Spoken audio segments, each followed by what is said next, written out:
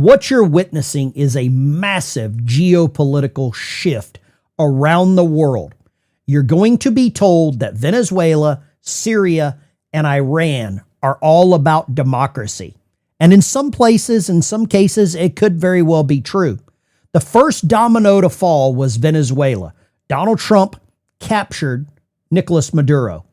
Iran saw what could occur with just a little taste of freedom. And now you're seeing a lot of things in the streets happening there.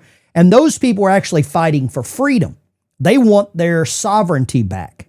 Meanwhile, here in the United States, it's just the opposite. You have one political party that is fighting for the opposite. They want lawlessness. They want sanctuary cities. They want communism. They want socialism. It's a real flip of the script. And then this afternoon, Donald Trump conducted airstrikes on ISIS strongholds in Syria. So once again, in the United States, we are the hypocrisy of all of this. Half of the country wants what Iran is trying to get rid of. Half of the country wants what Syria is trying to escape from.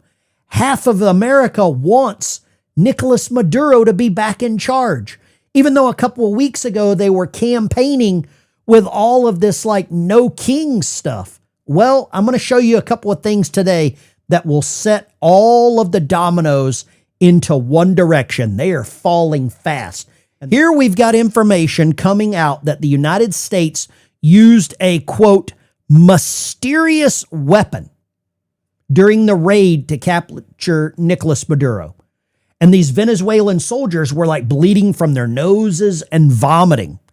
And it's amazing to read this entire statement from this Venezuelan soldier that was there and exactly what they were not prepared for.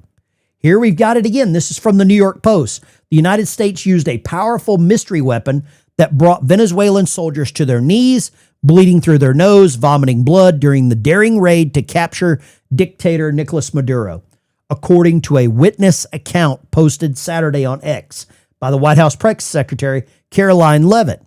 I'm going to take you a little bit back in time to Evan Hafer, the CEO of Black Rifle Coffee. I believe Evan is a retired Green Beret, and he lays it out that the cartels would never know what hit him. This is deja vu. He predicted the future.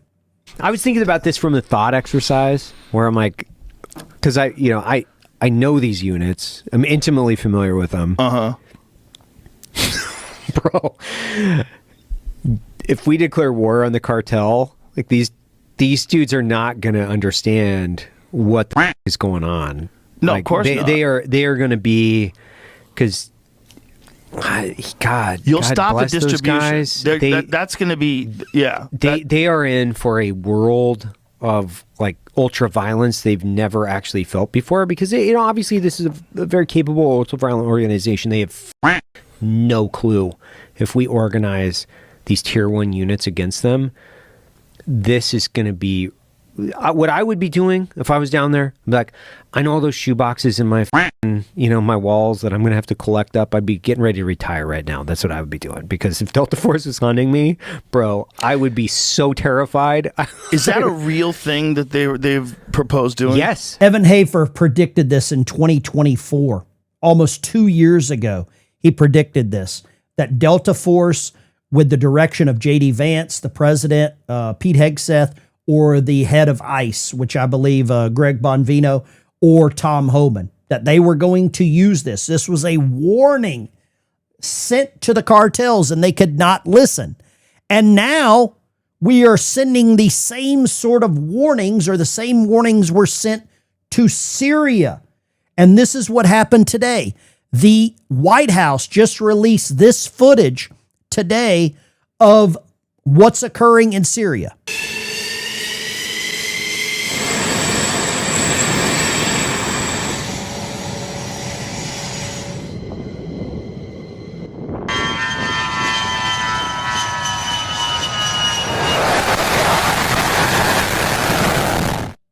News news. The United States has launched an attack in Syria. Officials say this is payback for the killing of those 2 Iowa National Guard soldiers and their American interpreter last month in Syria. If you recall, there was a first wave of airstrikes against the Islamic State in Syria on December 19th. That night, F-15E Strike Eagles were used, A-10 Warthogs, as well as Army Apache helicopter gunships.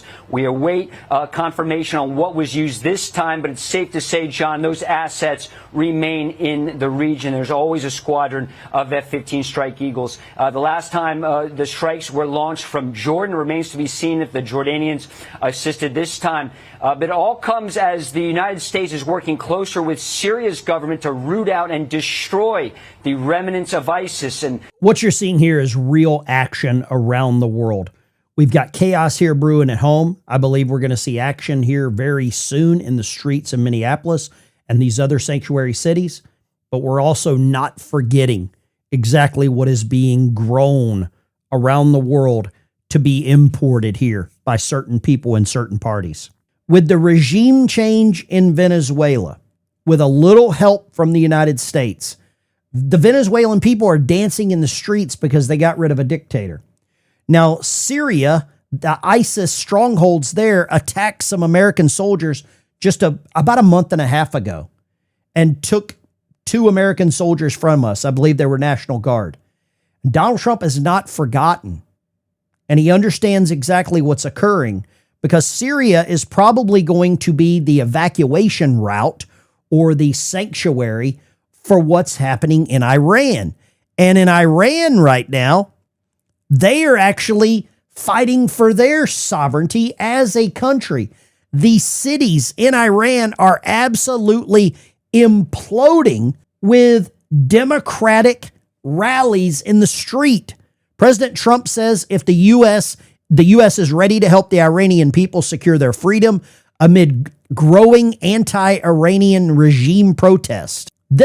It's completely absurd and ironic that here in the United States, the land of milk and honey, where homeless people are even obese, that we have people in the streets in America actually protesting against law enforcement.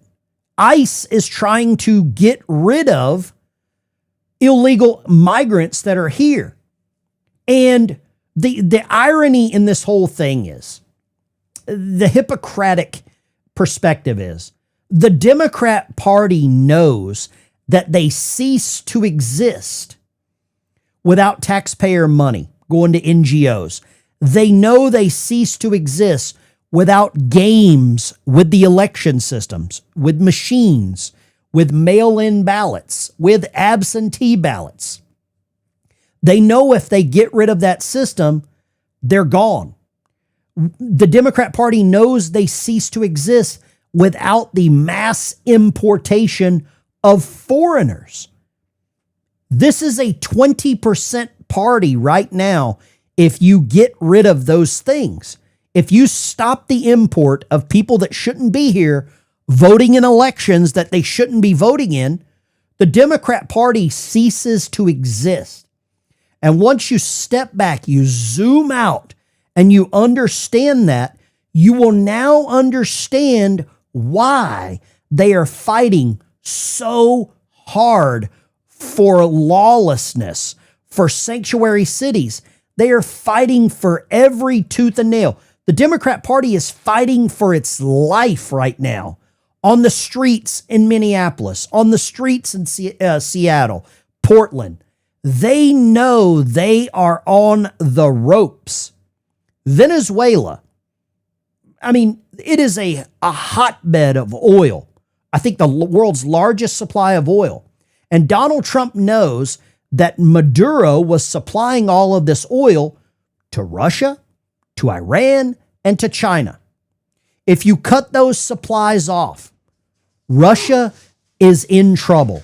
China is in trouble. Iran is in trouble. China backs off of Taiwan. That's what's happening right now, ladies and gentlemen. That's what's occurring. It is going to change everything because the people in Iran just saw what a little bit of democracy tastes like, and they want it.